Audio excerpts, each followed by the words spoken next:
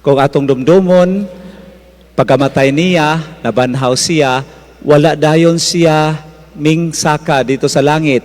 Nakig-uban una siya sa iyahang mga tinunan sulod sa 40 kaadlaw.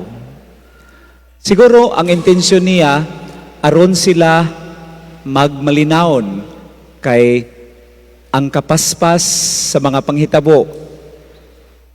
Wala sila kasabot, lisod nila dawaton ang kamatayon ni Jesus. Mao na nga ang presensya ni Jesus sulod sa 40 kaadlaw nakahatag kini nila og kalinaw. Nasabtan nila ang mga panghitabo ug maandam sila sa ilang misyon. Diin gipadala sila nga mga magsasangyaw. Unang nadungog nato sa ebanghelyo sa pagsaka ni Jesus sa langit, iyang giingnan ang iyahang mga tinunan. Pangadto kamo sa tanang katawhan sa tibuok kalibutan. Ug himua silang akong mga tinunan. So kini nga hagit sa pagsangyaw mao ni ang gitubag sa mga tinunan nga makaila ang kalibutan mahitungod kang Hesus. Lain-lain ang pamaagi sa pagsangyaw kaniadto. Kung atong dumdumon, kinahanglan pa mo travel og layo ang mga Spaniards aron ang pagtuong Kristyanismo mahitabo o mulambo dinhi sa Pilipinas. Kung wala nila buhata ang maong mga pagsakripisyo, unsa kaha ang ato ang pagtuo karon? Posible gyud dili ta Kristyanos. Mo nang utang natong kabubuton sa mga nag-una nga mga misyonaryo sa ilang pagtubag sa tawag o sa mingon ta sa hagit ni Jesus, panglakaw kamo sa tibuok kalibutan. Isangyaw ang maayong balita, himoa silang akong mga tinunan. Bunyagi sila sa ngalan samahan sa anak o sa Espiritu Santo ug tudloi sila sa tanan nga akong gisugo kaninyo. So mo nang mga igsuon kaniadto ang pamaagi sa pagsangyaw literal. Moadto ka sa usa ka lapit unya imong isangyaw ang maayong balita mahitungod kang Hesus. Sa atong panahon, lahi na. Ang mga tao may moanha sa simbahan aron makadungog sa pagsangyaw. Sama sa inyong gibuhat karon, nanimba mo aron makadungog sa mensahe. So kining inyong pag-anhi, tungod kay kita binunyagan man, mao ni ang pagpalig-od, pagpalawom sa ato ang pagtuo ngadto kang Hesus. Hinuon atong tan-awon ang atong pamalandungan ang challenge nga atong giatubang. Unsay epekto niining mga moderno nga kahimanan sa komunikasyon? Kay kining maong kahimanan mayngon ta ang social media, ang internet, it is a powerful tool of communication. Mao nang atol nining Domingo atong gisaulog sa simbahan, Catholic Communication Sunday. Kini usa ka tubag sa hagit sa kapanahunan nga kung ang internet, ang social media maunay platform of communications, ang simbahan kinahanglan musabay. Dili musabay nga unsay gusto sa kalibutan, kundili mo counter attack. Kay tinud-anay diha sa ang online communication, labi na diha sa social media, daghan kaayong mga contents nga dili maayo. Tabi na sa mga bata, sa mga batan-on, makaguba sa moralidad. It corrupts morality. Tanawa ra gud unsay naa sa mga TikTok nga mga videos. Labi na ka ng sayo-sayaw, labi na ka ng mga pasiksi, aron lang daghay mananaw, kay kwarta man na. Nabanay spiritual significance? Wala. Pero ang tuyo, kwarta. O maingon ta, popularity. Kay kung daghay mag-like, daghay mo tanaw, daghay followers, mao man na ang hunahuna nato nga meaningful nga kinabuhi. O bitaw nang nay mga consistent kaayo nga mag-post sa Facebook, sa TikTok nila nga mga account, Kay para lang, mura bitaw, maunay meaningful, maunay naghatag kahulugan sa ilang kinabuhi. Dili nato sila mabasol, kay mao ilahang gusto.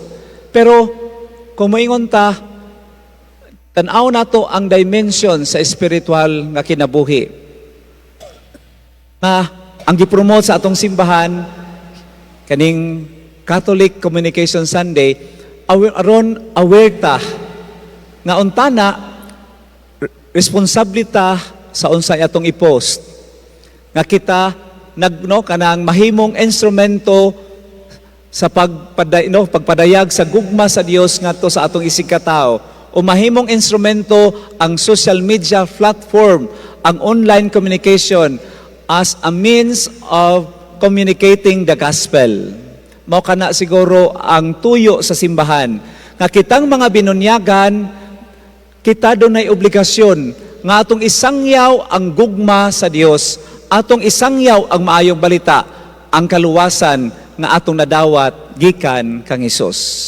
So nagpasabot kini, pinaagi untana sa ato ang pag-engage diha sa social media, pag-engage nato sa online communications. Dili nato kalimtan nga Kristiyanos ta, nga kita mahimong tanang instrumento ni Kristo aron mahibalo ang mga tao sa kaayo sa gugma sa Dios. Tanaw na to ang lahi nga mga paghitabo. Tanaw ra guna kung doon na kay friends sa Facebook nga toxic kaayo. Labi na kung ang ipang post kanabitaw nakig-away, naiparinti ba kaha, kaila nga nangutang unsa pa nga mga instances. Diba? Kung mugawas na sa imuhang wall, diha sa imuhang feeds, no? Murag makuan ba ka, mapiktuhan ka, unsa maning kuana, no? Mayong ka, labi nagkaila nimo, na unsa naman taon ni Stalpulana, oy, nawa man ang pagka-professional. Diba? Powerful nga means of communication. Na usa lang nimo kapindot, in less than 1 minute, thousands of people, labi na kung i-share, daghan na dayon ang maabtan. Lahira atong una, no? Kaya itong una, physical manggid mo adto, aron mo sangyaw. Pero pag kanindot ka, no, kung ang atong i-promote, ang atong gina-share, mga values, good values, ang ato ang gi-share about sa atong pagtuo. Pero mo lagi na, di kayo interesado ang uban ana mo tan-aw, di kay ganahan mo like. Lahi ba itong i-share nimo nga nagbiad-biad ka, unya siksi kaayo, kay daghang mo like. Ba? Muna mga igsuon, unsa ang papel sa media sa pagsangyaw sa maayong balita. Muna sa ato simbahan, doon ay St. Paul kanabitaw publication. Ato una printed. Unang kita mga may edad, mao na itong pamaagi. Makaadto ganig dagkong syudad, kay, for example, sa Cebu, Cagayan, doon ay St. Paul nga store. Katong mga mahilig mo basag, libro, nga mga spiritual books, mo ato yun. Mao na pamaagi ato na, printed. Karon dili na. Tahid na ang ganahan sa mga tao, usa lang ka-click sa link, mabasa na dayon. Kay karon medyo high-tech na gyud ta. Pero mao lagi na kita pod nga naningkamot pagsangyaw sa maayong balita sa Ginoo. Gamiton po na nato sa maayong pamaagi. Kay tinuod nay kaayuhan aning matawag na to gasan ni sa atong panahon karon. Information age. Karong panahon na dali ra kayo makuha nato ang mga information tungod sa internet. Pero kung kini nga maong gasa, dili nato matarong paghandol, dili nato magamit sa maayong pamaagi, makaguba ni sa toa. Mo nang maguba ang moralidad, makurap ang moralidad. Ang mga batan-on labi na maoy punteriya. Kung pamaagi ni sa yawa aron malayo ta sa Ginoo, daghay na nga guba gyud. Relasyon na mga magtiayo nagkabulag kay nakauyab sa cellphone, no, sa text lang. Tanawa pod ang rampant nga accessible kaayo ang pornography na ang mahitabo batanon mo, mga batanon, maupay pag-abot sa puberty nga stage sa ilang kinabuhi. Expose na gani ani maong butanga, guba ang kinabuhi. Nakadumdum ko dunay murag nagkagubot ang ospital kay ngano man pinakabata nga nanganak 10 years old. Unya, maulagi na gibasol sa inahan, sige man og kuan sa internet. Kumaingon ta 10 years old, maupay pagkadalaga, largo na buntis. Wa gyud siya na-enjoy sa iyang pagkabatan-on, largo pagkainahan. Unang moingon ko, online communication, kining social media, kining digital media, very powerful means of communication. Nakaniadto, kung telegrama, dugay mo abot, nya magdaginot pagyud ta, putol-putol pagyud, uli, patay mama, no? Karon sa lang, email lang, messenger, waray minuto.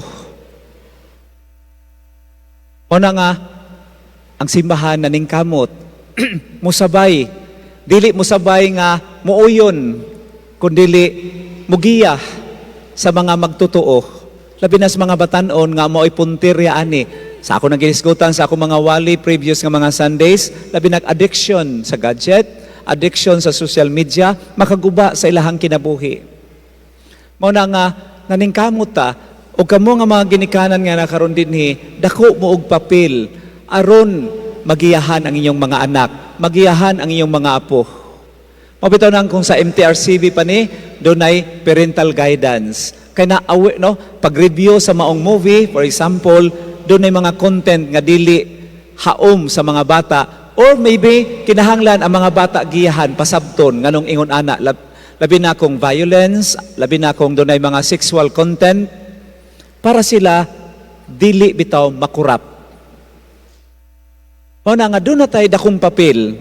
O ginautontana, magtinabangay ta. Kay, kung kini o sa kagasa, makatabang ni. Pero kung dili, balik ko na ako, kung dili ni naman tarong nato pagdumala, makaguba ni sa itong pagtuo. O na nga, mag-amputa sa Ginoo, labi na sa mga individual nato, no? Kung doon na tayo Facebook account, doon na tayo social media account, unsa may atong gi-share. Nag-promote ba ni values? Nag-promote ba ni sa mga mayingon ta pag no sa Christian values? Kung ang atong mga gipang share mga toxic, ang atong gipang share mga garbage, makadaot sa uban. Ay na lang siguro pag-share ana, ayo na lang pag-post ana. Kay malikay pa ka sa pagpakasala. Ay basin mahimo kang instrumento nga daghan ang makasala. Muna mga igsuon, I believe kadaghanan nato dunay engagement sa social media kay mao man ni ang trend karon. Hinauton ta na responsibilita. Na before ta mo post, tana naghatag kaayuhan ug pagkanindot nga ang atong i-post mga Christian values, kay kita Kristiyanos man. Pagkanindot kaha, kung atong i-promote unity, atong i-promote no, kaayuhan sa katilingban, maglikay ta, pag-post, pag-share sa mga butang nga makaguba sa atong isig katao. Una nga ang Catholic Communication Sunday, nagpasabot, kitang mga Katoliko, mahimuon ta natang instrumento sa Ginoo diha sa pagsangyaw sa mayong balita gamit ang modernong kahimanan sa komunikasyon, particularly social media. Tudluy ang iyong mga anak sa maayong pamatasan diha sa ilang pag-engage sa social media aron magiyahan sila, makapromote pa sila sa kaayo sa Ginoo. Hinaot pa unta.